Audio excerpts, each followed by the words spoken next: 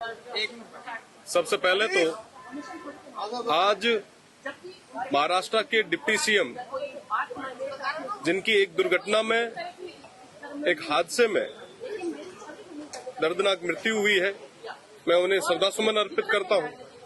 और साथ में कई लोगों के और भी हताहत होने की सूचना मिली है, मैं श्रद्धासुमन अर्पित करता हूं। आज गवर्नर साहब का अभिभाषण है, इसमें पिछले साल का ब्यौरा भी होगा, आने वाली रणनीति सरकार की जो दिशा है वो भी प्रदेश के सामने आएगी। पर सबसे बड़ा विषय है कि पिछले कुछ दिन पहले ओमार सीट का एक प्रकरण लंबे समय तक चला भी है, आए दिन न्यूज़पेपर्स में छपा भी है, इलेक्ट्रिक मीडिया ने अच्छे से चलाया भी है। हकीकत ये है कि दोनों ही सरकारें युवाओं के भविष्य के साथ फुटबॉल खेल रही है।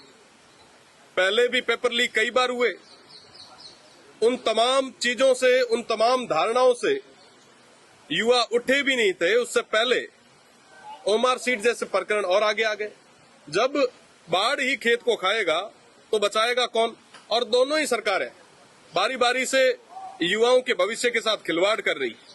मैं वेस्टर्न राजस्थान से आता हूं, रेगिस्तान से आता हूं। वहां कहा जाता है कि घी ढुले तो बनाई ढुले, पानी नहीं ढुले।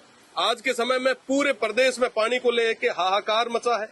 जेजेएम की मैं अगर बात करूं तो जेजेएम में हम 32वें नंबर पे है, हमारा जो स्टेट है वो 32वें नंबर पे है। और उसमें भी अगर मैं स्टेट की बात करूं तो बाड़मेर सबसे आखिरी में। निश्चित रूप से इन तमाम विषयों पे बात होनी चाहिए। मैं माननीय स्पीकर साहब से निवेदन करना चाहूंगा कि आप पेपर लीक पे, जेजेएम पे, यहाँ के हेल्थ और एजुकेशन के सिस्टम पे एक विशेष चर्चा कराएं। हेल्थ की मैं अगर बात करूं तो आपने पिछले दिनों देखा होगा कि जैसलमेर में एक बस दुखांतिका हुई, कई सारे लोगों के हताहत होने की सूचना मिली। बर्निंग यूनिट तक बाड़मेर, जैसलमेर जो सबसे ज्यादा रेवेन्यू देता वहां पे नहीं है।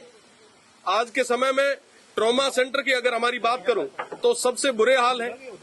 अगर मैं बाड़मेर, जैसलमेर के पर्यावरण की बात करूं तो ओरण, गोचर और खेजड़ियों को पूरी तरीके से डिस्ट्रॉय किया जा रहा है। पर अभी तक प्रदेश की सरकार का कोई स्पष्ट रुख अभी तक सामने नहीं आया।